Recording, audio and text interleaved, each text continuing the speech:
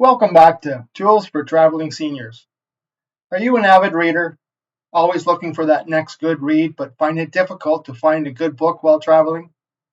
Want to find a less expensive way to bring books with you? Well, this week's video is about options to be able to find that good read 24/7. Options I will be discussing include being able to utilize your home library, as well as common websites to download ebooks free or for reasonable prices. First, borrowing from your home library. With the apps Libby and Hoopla, you are able to gain access to ebooks, audiobooks, magazines, music, and movies.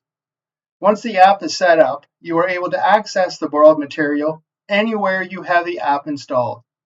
Your library probably utilizes one or both of these apps. First, let's look at Hoopla. Setting up your account is pretty easy whether you are in the app or on your browser. Here I am setting up my free Hoopla account through my browser. First, you need to select your home library where you have an active library card. Once your library has been selected, hit Next. Next, you enter in your library card number and agree. Then they want you to review and accept the terms.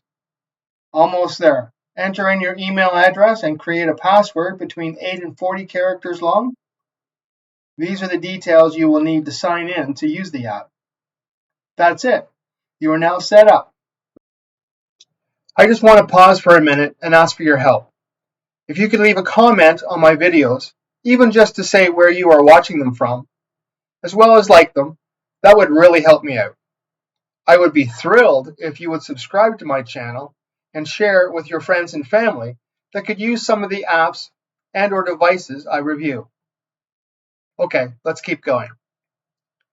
Once signed in on your browser or through the app, you will see something similar to this. Clicking on My Hoopla will display your current borrowed material.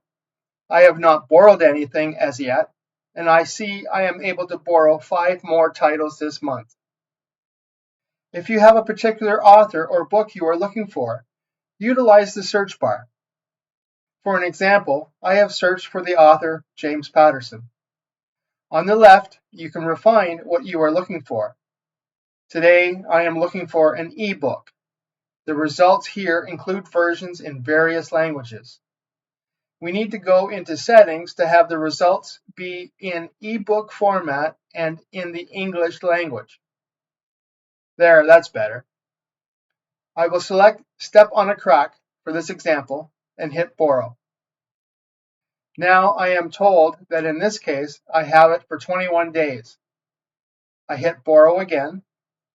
I can have this ebook until July 29th, 2026. You can begin to read right away, again, anywhere you have Hoopla. When you return to read some more, you can resume or return the book now. When you are done with the book, select Return Now and then Return. Now it shows when I last borrowed the book. Now for Libby. To create an account with Libby, you again need your library card. Once in your browser or in the app, select Yes, I have a library card. Here I have selected Search for a Library and entered the town where my library is located. Next, I selected my library from the list provided.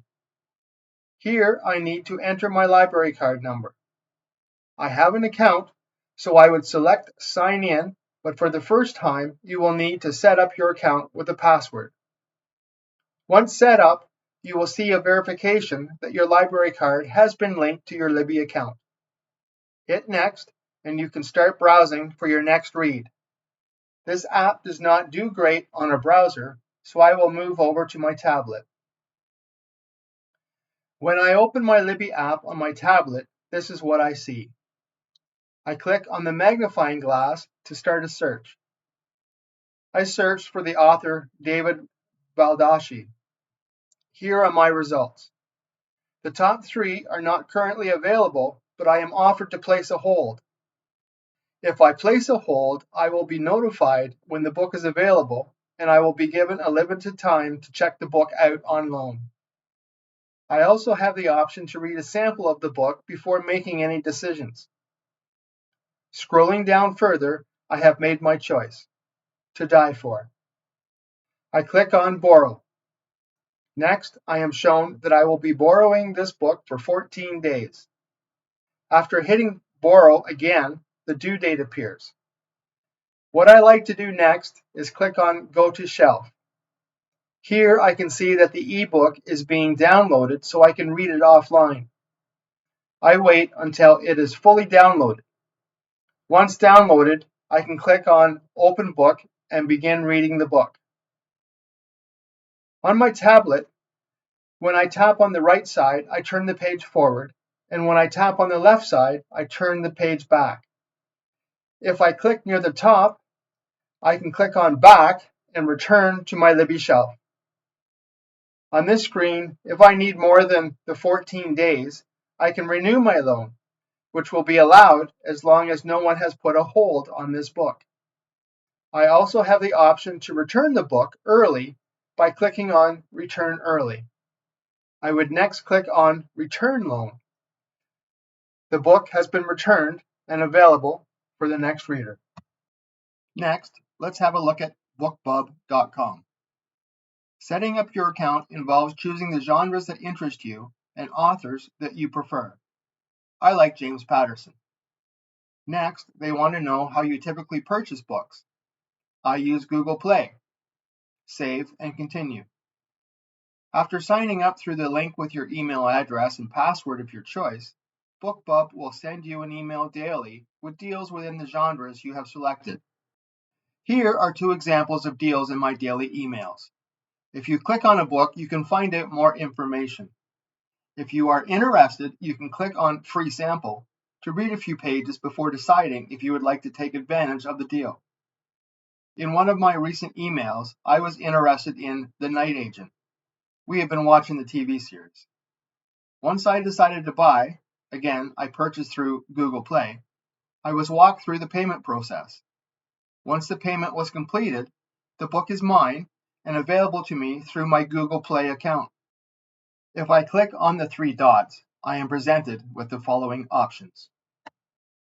Okay, next is ebooks.com. ebooks.com has a large selection of categories to choose from. First, we need to sign up. Again, you need to enter your email and choose a password and then accept the terms. Once signed in, you have the option to join their newsletter by clicking here. There are a multitude of options to choose from. Once done, make sure you scroll down to the bottom to save changes. After that, you are required to prove you are a human. Now you need to verify the email you want the newsletter to be sent to. Check your email and click on the link to verify. Back in ebooks.com, you can use the search bar. Here, I am again searching for books by James Patterson. Clicking on Sort by Relevance gives you these options. I decide on the first result, so I click on Add to Cart.